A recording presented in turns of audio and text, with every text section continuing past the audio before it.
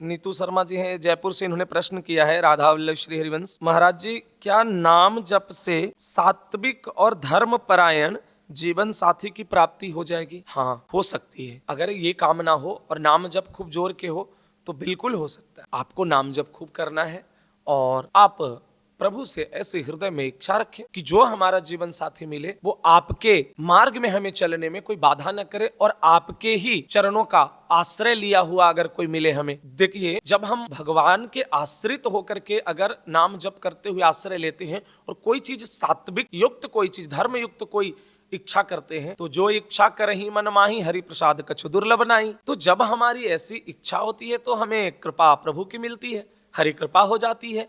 तो इसमें कोई संशय नहीं, हमें नहीं लगता है कि कोई दिक्कत हो, आपको अच्छा जीवन साथी मिलना चाहिए। पर अब आपके पूर्व के कोई अगर संस्कार से कोई ऐसा पहले से वो नियति ने निर्धारित कर रखा हो तो हो सकता है कि आगे का क्या आपका प्रारब्ध हो, पर ऐसा प्रारब्ध बदल सकता है, स्वभाव बदल सकता है, सब बदल सकता है। इतनी सामर्थ्य नाम जप में है, ये मैं कह सकता हूं। अगर वो आपके विपरीत भी हो तो आपके नाम जप से, और अगर आप भगवत आश्रित हैं तो उनके भी हृदय में परिवर्तन हो सकता है। ये कोई बड़ी बात नहीं। यही हमने ऐसे सैकड़ों साधकों के और सैकड़ों लोगों को देखा है, एकदम सब कुछ छूटते हुए, हृदय परिवर्तन होते हुए। इसी वृंदावन में पूज्य महाराज श्री केली कुंज में देखिए, लाखों लाख साधकों की परिवर्तन हो गया। पूज्य महाराज श्री के वचन से लाखों लोगों के जीवन में परिवर्तन हुआ है। क्यों? क्योंकि जब भगवत गुणगान और भगवत चरणों की अनन्य आश्रित होकर के जब हम किसी को भगवत ही चरणों में लगाने की बात करते हैं तो वो प्रताप जो उसका है वो परिवर्तन का होता है। वो प्रताप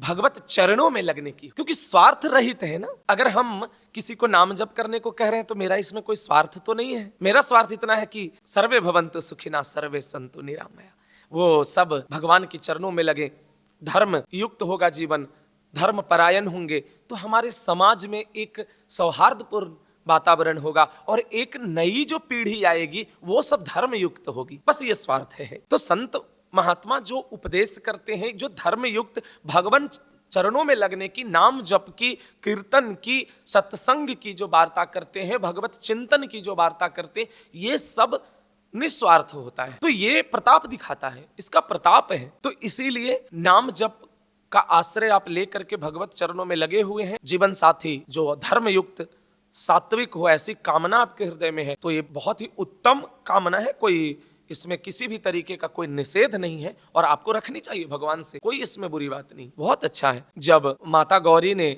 भगवान शिव की प्राप्ति के लिए जब आराधना करना शुरू किया भगवान शिव की, तो जिस प्रकार से उन्होंने कठिन तपस्या किया, जब नारद जी उनको अनेकों प्रकार से जब उनके मार्ग से उनका परीक्षा लिए और मार्ग से उनको देखा कि ये विचलित होते हैं कि नहीं, तो उन्होंने और दृढ़ विश्वास के साथ अपना जो है उन्होंने साधन को जारी रखा और बढ़ा लिया और दिन रात महादेव की चिंतन में, महादेव की आराधना में उन्होंने लगा रहा, तो महादेव की प्राप्ति हुई। देहूति जी का उदाहरण है। देहूति जी ने देखो किस प्रकार से उन्होंने जब कामना किया, इच्छा किया, तो भगवान कपिल, प्रहलाद जी जब गर्भ में हैं तो नारद जी उपदेश कर रहे हैं, गर्भ में ही नारद जी उपदेश जब कर रहे हैं, कितना दिव्य बालक 5 वर्ष के उम्र में ही किस स्थिति को प्राप्त है। अनेकों उदाहरण हैं, श्रवण कुमार के उदाहरण हैं, तो अनेकों उदाहरण हैं। इसीलिए नाम जप और भगवत आश्रित होकर के कोई कामना अगर धर्मयुक्त है तो वो उत्तम है, वो भागवतिक ही है। इसीलिए आपकी जो भी